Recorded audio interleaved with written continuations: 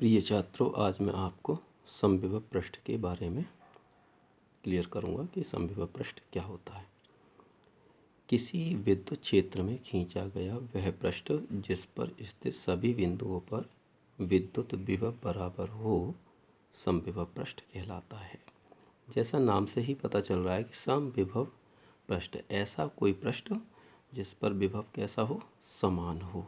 तो हम देखेंगे चित्र में हमने देखा कि एक आवेश प्लस क्यू है और इसके हमने चारों ओर क्या खींचा, एक समविभव पृष्ठ खींचा है। ठीक है, तो यहाँ देख रहे हैं बिंदु ए, बिंदु बी, इस तरह से हम बिंदु इसमें मेंशन कर सकते हैं। और ये जो आप तीर देख रहे हैं ये क्या है, बल रेखाएं हैं। तो समविभव पृष्ठ की कुछ अपनी विशेषताएं। पहली विशेषता है कि समविभव पृष्ठ पर दो बिंदुओं के बीच विद्युत विभवांतर शून्य होता है। क्यों? क्योंकि बी ए माइनस बी बी बराबर 0। अब हमने अभी पढ़ा कि दोनों पृष्ठों के बीच पृष्ठों के बीच दो बिंदुओं पर क्या होता है, विभव समान होता है। तो वी ए बराबर बी बी, अगर ये 4 है तो ये भी 4 है, तो जब 4 माइनस 4 करा तो कितना हो जाएगा, 0 हो जाएगा। ठीक है, तो पहली बात क्लियर हुई कि दो बिंदुओं के बीच विद्युत विभवांतर शून्य होता है। दूसरा, किसी आवेश को एक बिंदु से दूसरे बिंदु तक ले जाने में कोई कार्य नहीं करना पड़ता। अगर हम आवेश को ए से बी तक ले जाएं तो हमें कोई कार्य नहीं करना पड़ेगा। क्यों? क्योंकि सूत्र होता है बी ए माइनस बी बी बराबर डब्ल्यू ओवर क्यू। तो जब बी ए माइनस बी बी बराबर कितना हो जाएगा, 0, तो डब्ल्यू बराबर डब्ल्यू अपॉन क्यू। जब हम गुणा करेंगे तो डब्ल्यू बराबर क्यू इंटू 0 कितना हो जाएगा, 0। क्योंकि किसी भी संख्या में अगर 0 से गुणा करें तो क्या मिलता है, 0 ही मिलता है। इसके बाद तीसरी इसकी विशेषता आती है कि प्रत्येक बिंदु पर बल रेखाएं पृष्ठ के लंबवत होती हैं। आप देख रहे हैं यहाँ पर बल रेखाएं एक दूसरे के कैसी हैं, देखो लंबवत 90 डिग्री, ये इसके साथ गई तो कितने 90 डिग्री। तो पृष्ठ पर जो बल रेखाएं हैं वो कैसी होती हैं, लंबवत। इसके बाद आता है दो समविभव पृष्ठ एक दूसरे को प्रतिच्छेदित नहीं करते हैं, यानी एक दूसरे को नहीं काटते हैं। यदि वे एक दूसरे को काटते हैं तो कटान बिंदु पर विभव के दो मान होंगे जो संभव नहीं है। ऐसा आपने वैद्युत बल रेखाओं में भी पढ़ा है और ऐसा आपने चुंबकीय बल रेखाओं में भी अब आगे पढ़ेंगे। ठीक है, और ऐसा आप पढ़ भी चुके हैं 10th क्लास में चुंबकीय बल रेखाओं के बारे में।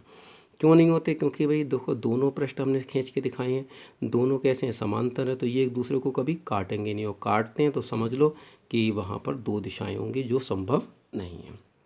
अब इसके आगे की बात करते हैं, स्थिर वैद्युत स्थितिज ऊर्जा। हम जानते हैं कि दो विद्युत आवेश एक दूसरे को या तो आकर्षित करेंगे अगर वो पॉजिटिव नेगेटिव हैं, अथवा प्रतिकर्षित करते हैं यदि वो या तो दोनों पॉजिटिव हैं या दोनों नेगेटिव हों।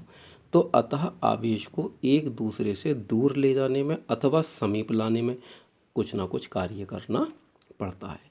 वह कार्य उन आवेशों को निकाय में स्थितिज ऊर्जा के रूप में संचित हो जाता है। जैसे अगर हम मान लो प्रतिकर्षण बल के विरुद्ध लेके आए तो भी कार्य हुआ, आकर्षण बल के साथ लाए तो भी कार्य हो, तो वो क्या हो जाएगा, संचित हो जाएगा कार्य ऊर्जा के रूप में। इसी को निकाय की वैद्युत स्थितिज ऊर्जा कहते हैं।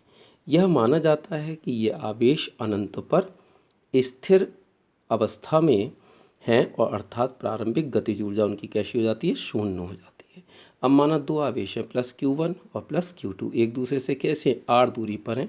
तो आवेश Q1 के कारण Q2 आवेश पर उत्पन्न विभव कितना हो जाएगा, V बराबर 1/4 पाई एप्सिलॉन नॉट Q1/r, क्योंकि Q1 के कारण है।